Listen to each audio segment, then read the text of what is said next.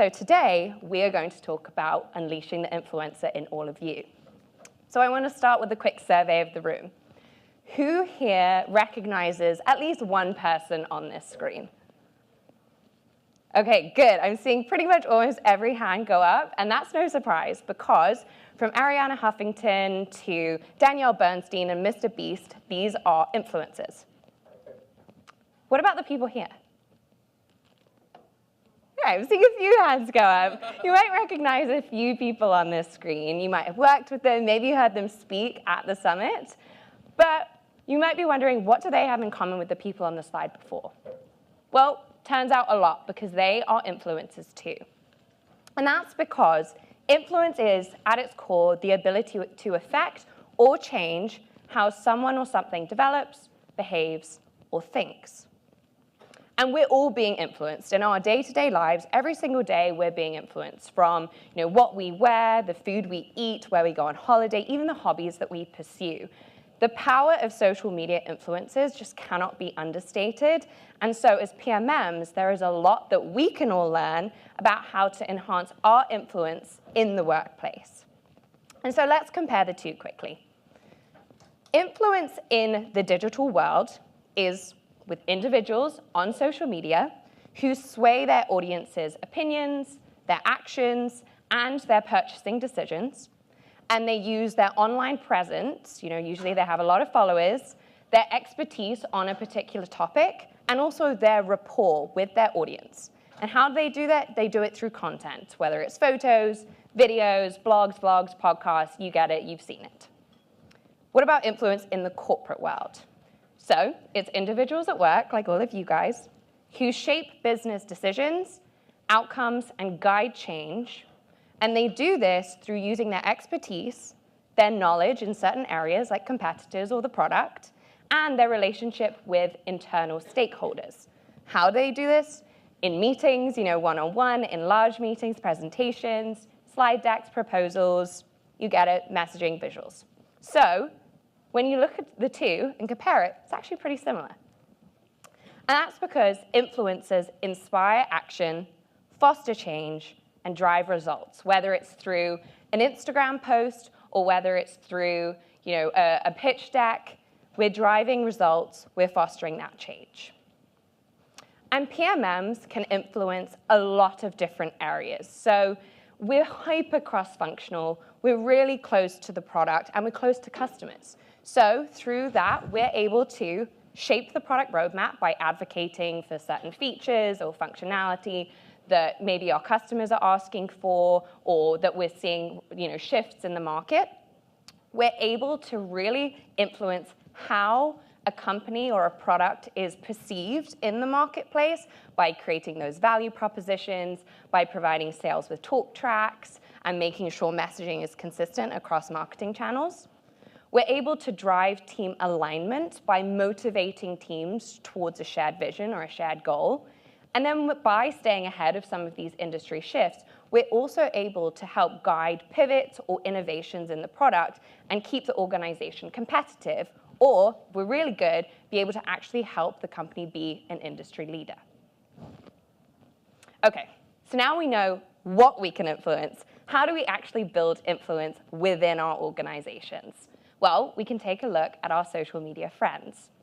So, number one is establishing credibility as your foundation. The very best influencers find a niche and they hone their expertise in that niche. So whether it's in skincare, gaming, wellness, whatever it is, they build up their expertise and they own that and they're able to showcase that to their audience. So establishing credibility as your foundation. As PMMs, in order to build your influence in an organization, you need to be able to build your expertise. And starts with mastering product knowledge. We know that. Just like the best beauty influencers out there, they know exactly the ingredients in the skincare products. They know, what's good for dry skin, what's good for fine lines and wrinkles. They know the formulations, and they're able to speak to this with that expertise. So, as PMMs, we need to do the same. We need to understand Why does a product exist? We need to know the intricacies of it and build that knowledge so that we can go be that go-to person regarding the product. Next, to further strengthen this, building competitive intelligence. The best beauty influencers are able to tell you, which moisturizer is best for you with your skin. This is a good value product. This is high cost. This is low cost. This is clean beauty. They're able to compare and see how different things stack up. Same in the world of PMM. How does your product stack up against the competitors? How does your pricing stack up? And finally, you need to be able to demonstrate that market awareness. So beauty influencers, they know the latest trends. They know what ingredients are hot. They know the latest, red light masks that are going to, take years off your life. They know the trends that are happening in the industry, and they're able to bring those to their audience and add that value. So do you guys know what are those trends that are impacting your customers, that are keeping them up, that they're thinking about, that's shaping your company? And obviously, if you're new in a role, I recognize this won't happen overnight. Building up all of this knowledge won't happen just one day in. It takes time, of course. You can even just focus on one or two areas and become a real expert in that competitive intelligence space or in that market space. So once you're able to build up this expertise, the more credibility you have, the more likely that people will start coming to you and asking you questions about things. Just like beauty influencers, right? The more credibility they grow, the larger their following, they get invited to HQ to talk about the roadmap, to talk about the formulations, to test out products. You can do the same. Once you're a trusted thought partner and you're consistently delivering value through your knowledge, you can establish yourself as a really credible asset and people will start coming to you. All right, next thing, developing your personal brand. The best influencers are able to develop a really strong brand that's recognizable, but also feels really real and authentic. So, developing your personal brand.